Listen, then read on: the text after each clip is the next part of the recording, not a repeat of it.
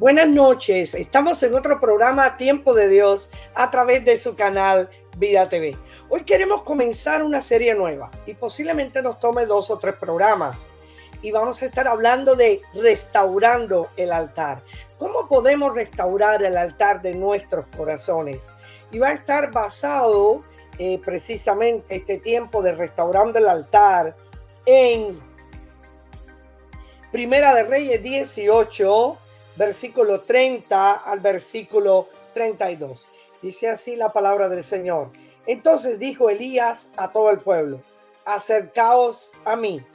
Y todo el pueblo se le acercó y él arregló el altar de Jehová que estaba arruinado. Y tomando Elías 12 piedras conforme al número de las tribus de los hijos de Jacob, al cual había sido dada palabra de Jehová diciendo: Israel será tu nombre, edificó con las piedras un altar en el nombre de Jehová. Qué hermoso.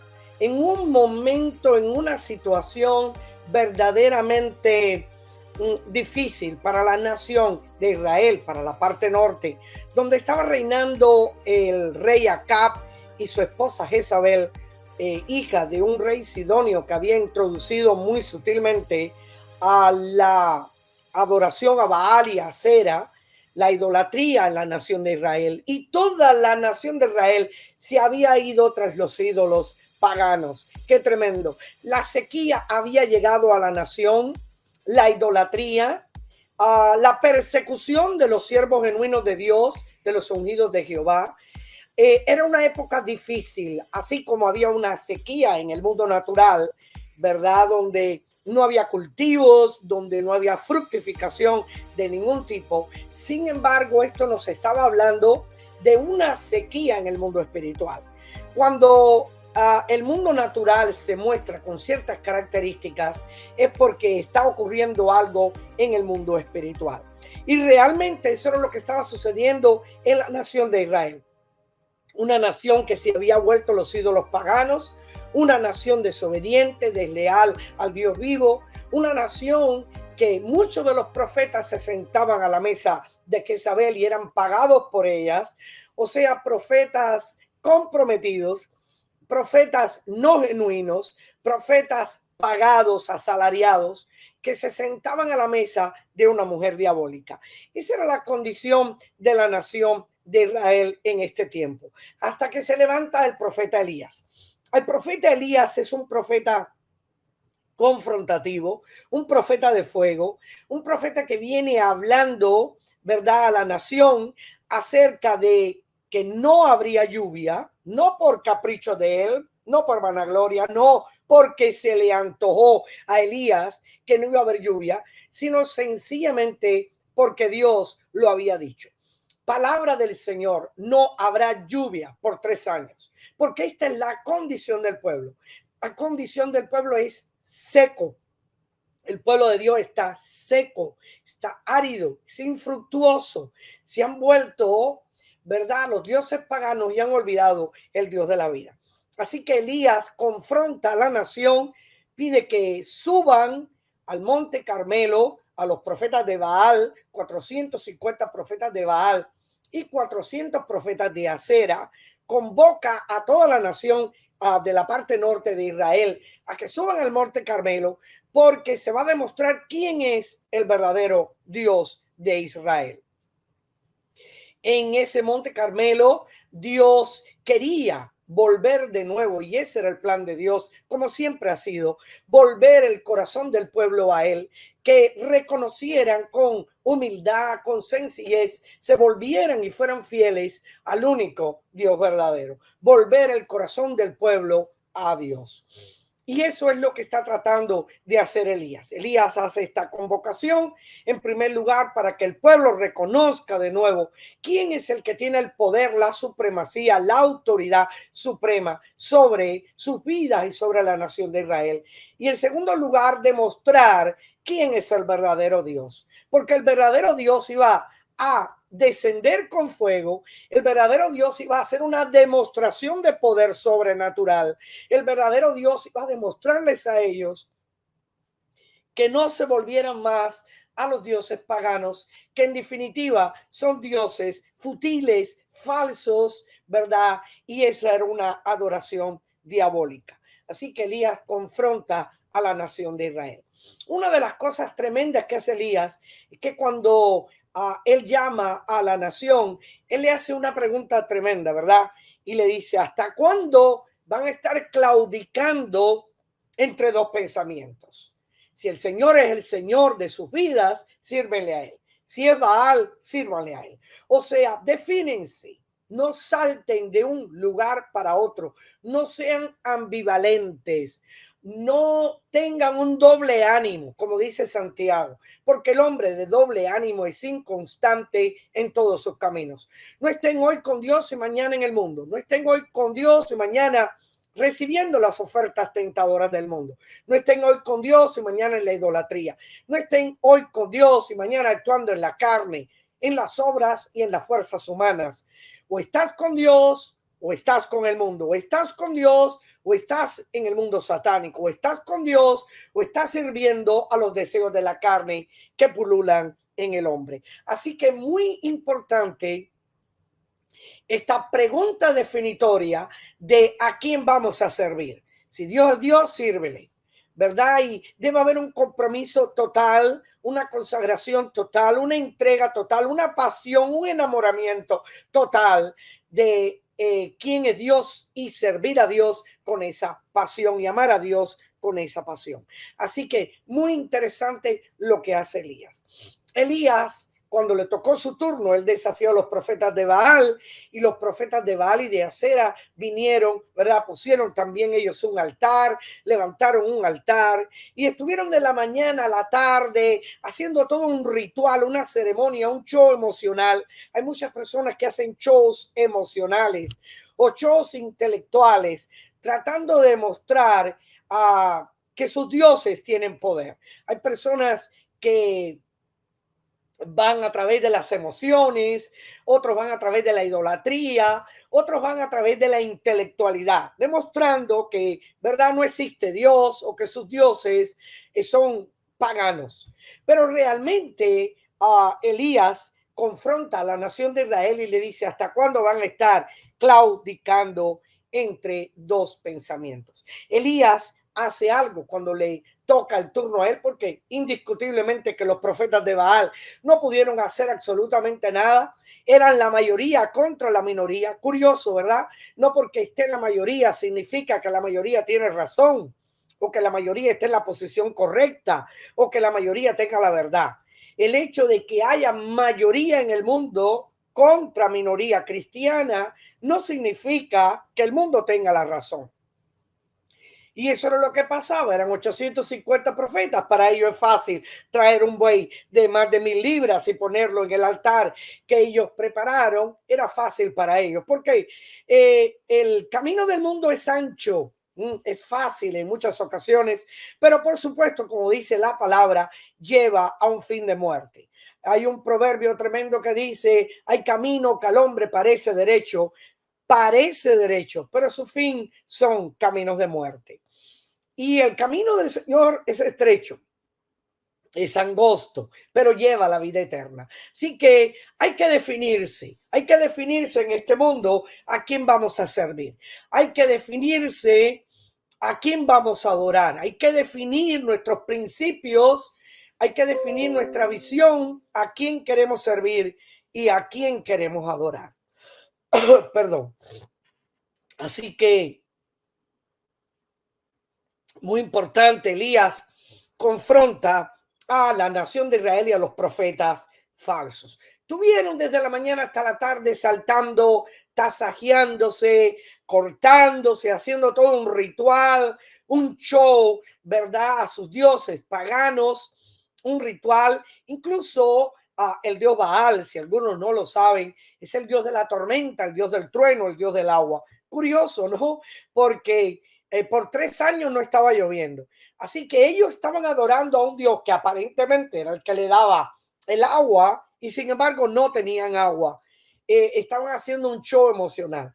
Y en segundo lugar adoraban a Cera, la consorte de Baal, dios de la luna, y también tanto Baal como Acera, ellos establecían una prostitución ritual. O sea, incluso en esta adoración pagana, estos dioses paganos, sencillamente ellos también hacían orgías sexuales, aparte de ofrecimientos y sacrificios humanos, incluso a sus dioses paganos. Bueno, Elías los confronta y tuvieron su tiempo de demostrar que si sus dioses eran verdaderos o no. Elías hace todo un show sarcástico, porque Dios tiene un sentido del humor impresionante, y Elías les dice a ellos, bueno, quizás sus dioses estén durmiendo, quizás tengan que despertar a Baal. Ellos creían que Baal, después de truenos y tormentas y agua, descansaba una siesta. Mire qué interesante. Así que le dice, bueno, llamen, quizás está dormido, quizás está de siesta, quizás está paseando, llámenlo más alto. Elías hace todo un show, ¿verdad? Sarcástico. Al show emocional de ellos, Elías se burla, porque sencillamente son dioses paganos que no tienen poder, no tienen poder. El Salmo 115 habla de que los dioses de este mundo, el hombre los construye con sus manos, tienen ojos, pero no pueden ver, tienen manos y no pueden tocar, tienen oídos y no pueden oír, tienen pies y no pueden caminar. Y el hombre los carga, los lleva, los transporta. Qué terrible. Cuando el hombre tiene que cargar sus ídolos, qué poca cosa son esos ídolos, ¿verdad? Tienen que cargarlo. O sea, el hombre, que se sobreentiende que es mucho mayor como ser creativo, tiene que cargar ídolos que él mismo construye con sus manos, que por supuesto es mucho menos que él. Pero qué grande es nuestro Dios. Nosotros no construimos al Dios vivo, no lo podemos construir. Dios nos carga a nosotros, Dios nos lleva, Dios nos arrulla, Dios nos abraza, porque nosotros estamos como seres humanos limitados y Dios es todopoderoso. ¿Qué diferencia entre los dioses paganos y el Dios vivo? Así que muy interesante. Le tocó el turno a Elías. Y cuando le toca el turno a Elías hace algo maravilloso.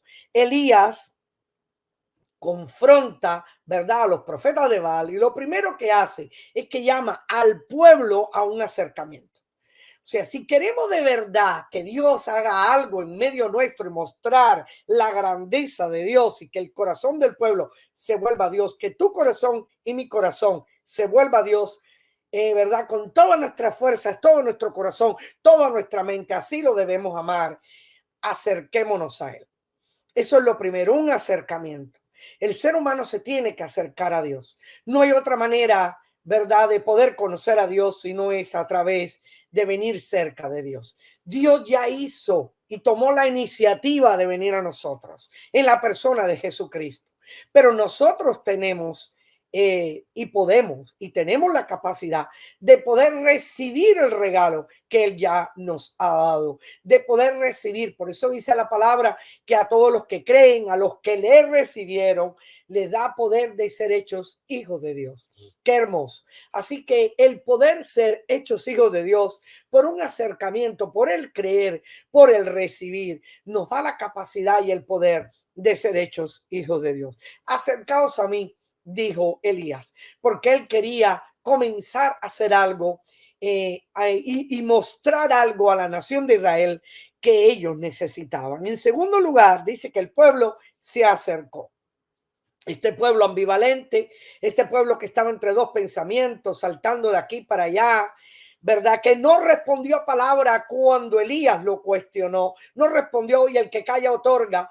O sea, el que calla otorga en el sentido de que al no responder era porque esa era la posición en la cual ellos estaban.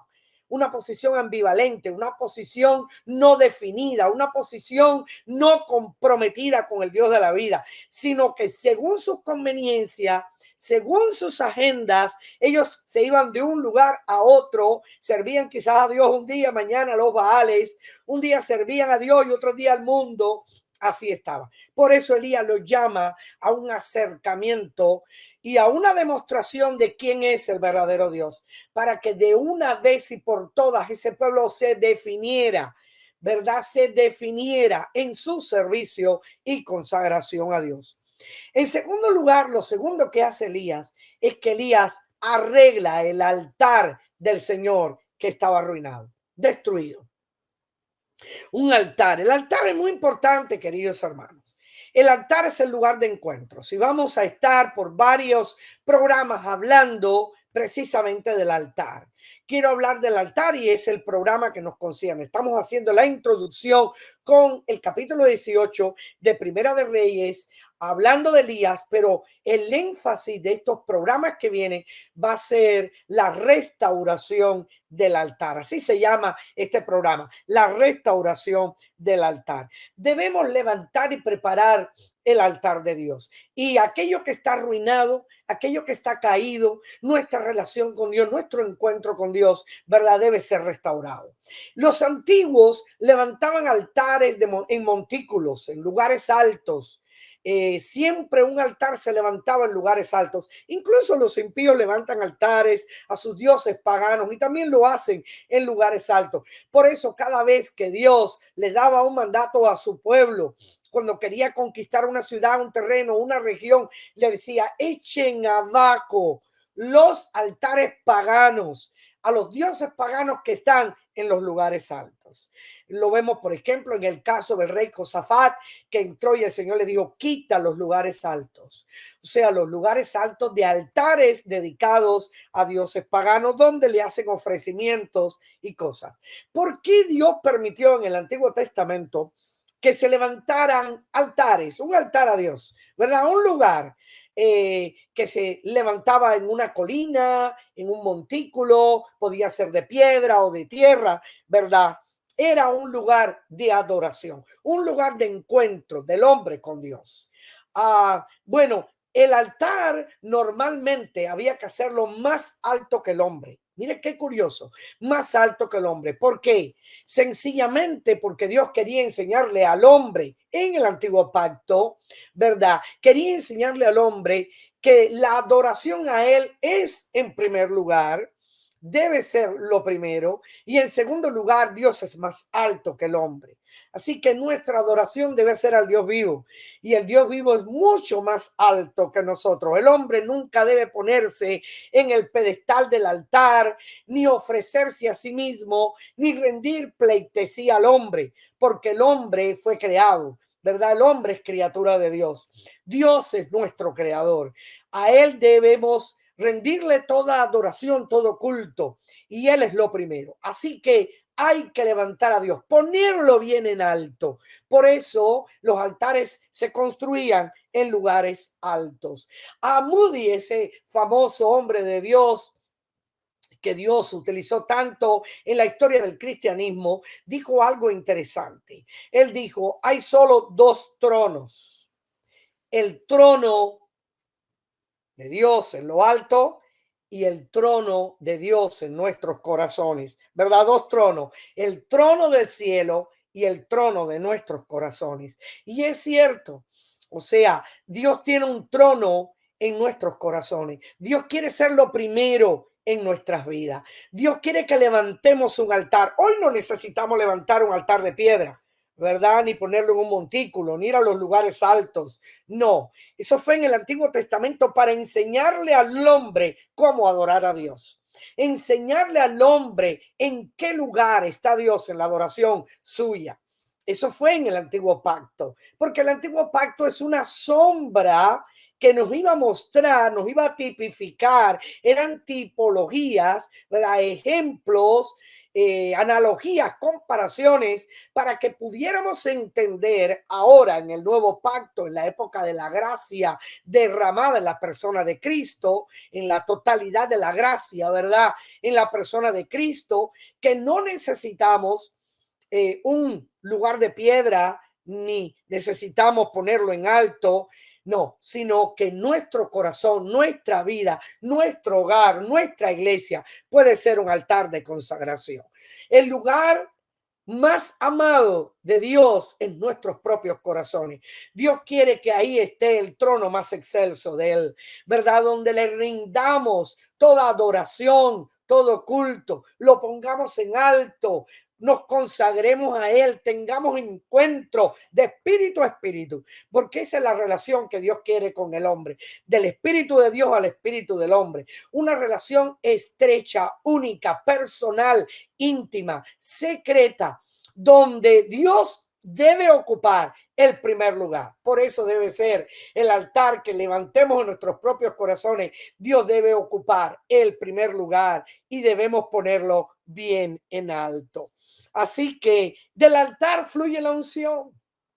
Mire qué interesante. Y vienen los avivamientos. Los avivamientos, la palabra avivamiento viene del griego anasapureo, que significa otra vez entrar en fuego, otra vez estar vivo para Dios, otra vez consagrarme, otra vez, ¿verdad? Estar apasionado, enamorado de mi Señor. El Señor quiere que en nuestros corazones haya un avivamiento. Porque en el del altar fluyen los avivamientos de tu propio corazón, de tu encuentro con Dios, de la adoración que tú le des a Dios. De ahí fluye tu propio avivamiento, ¿verdad? O el avivamiento de tu hogar o el avivamiento de la iglesia. Cuando ponemos a Dios en primer lugar, cuando lo adoramos a Él, cuando lo situamos en el lugar que verdaderamente le corresponde, cuando volvemos nuestro corazón totalmente a Dios y no tenemos sincretismo religioso, somos ambiguos o muchas veces estamos claudicando, saltando entre dos pensamientos. La diferencia entre hombres y mujeres ungidos, ministerios ungidos, está en el altar. Está en el altar. ¿Quieren ver ministerios ungidos? ¿Quieren ver hombres y mujeres ungidos? Busque dónde está su altar y dónde está Dios en el corazón de ellos. Busca eso y verás cómo encontrarás vidas ungidas, porque la unción fluye a partir de un encuentro con Dios. La unción fluye en la intimidad, en el lugar secreto. Ahí es donde comenzamos a conocer a Dios y la presencia de Dios, esa presencia tangible y manifiesta. Nos toca, nos embadurna, nos llena, nos capacita, nos levanta, nos envía. Muy importante. Vidas exitosas en la vida espiritual y secular están determinadas por el altar. Un avivamiento se levanta en el altar, no se levanta afuera, se levanta adentro, en el tiempo de oración, en el tiempo de comunión, en el tiempo de conocimiento con Dios, en el tiempo que gastamos, que estamos en la intimidad, en la presencia de Dios. El altar es un lugar, y lo vamos a ver a medida que caminemos en estos programas, un lugar de encuentro. Los milagros y lo sobrenatural viene del altar. La diferencia hoy y siempre de Ministerios Unidos la hace el altar. Mire qué importante es el altar en nuestras vidas.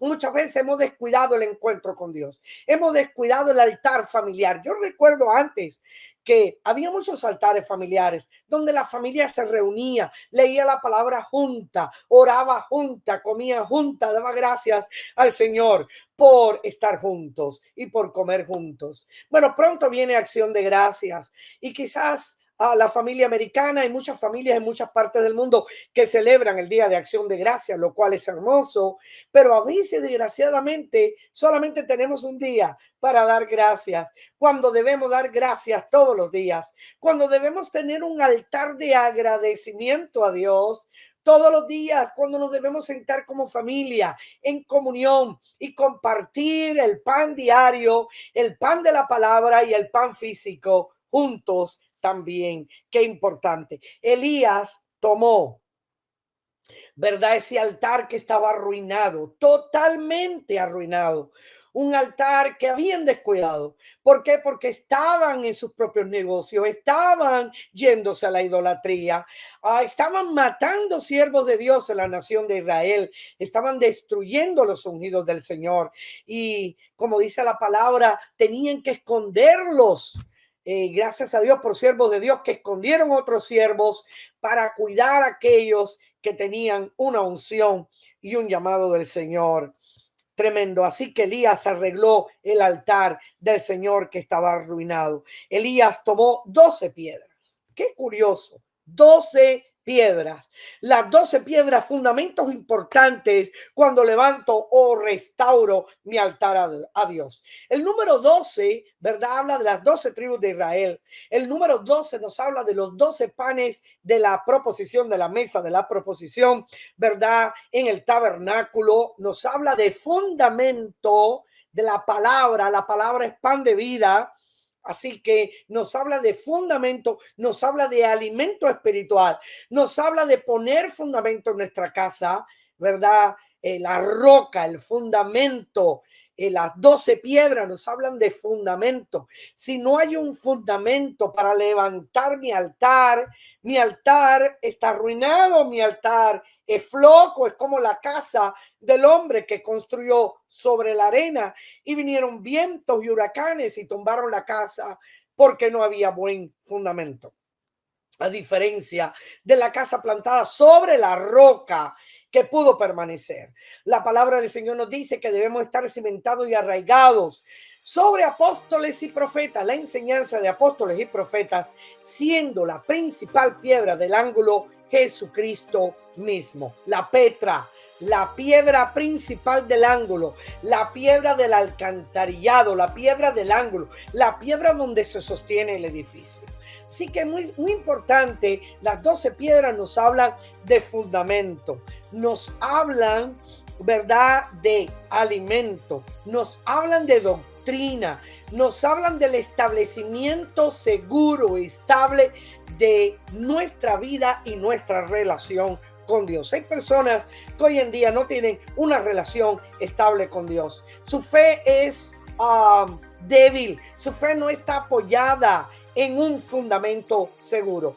Próximo programa vamos a estar, y algunos programas que vamos a tener, vamos a estar hablando de estas 12 piedras. Las 12 piedras, fundamentos importantes cuando levanto o restauro mi altar a Dios.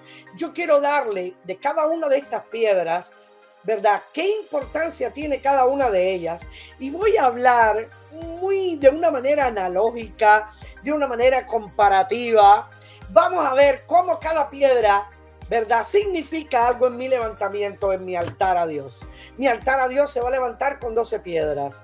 ¿Qué debo hacer yo para levantar un altar a Dios? ¿Qué debo hacer yo para tener una comunión exitosa con Dios? ¿Qué debo hacer para tener un tiempo maravilloso y entrar en avivamiento espiritual, donde la unción de Dios fluya como nunca en esos encuentros con Dios? Porque yo comienzo a restaurar mi altar, mi relación con Dios, el fundamento de mi vida cristiana, y empiezo a levantar ese altar que es más alto que yo, por cuanto Dios es lo primero y la adoración a Dios debe ser, ¿verdad?, puesta bien en alto, porque Dios es el Dios de la vida. Así que los esperamos para el próximo encuentro. Vamos a estar hablando de las 12 piedras. Las 12 piedras renovando mi altar, la restauración del altar de mi vida. Que Dios les bendiga y los esperamos en el próximo programa Tiempo de Dios a través de su canal Vida TV. Bendiciones, hermanos.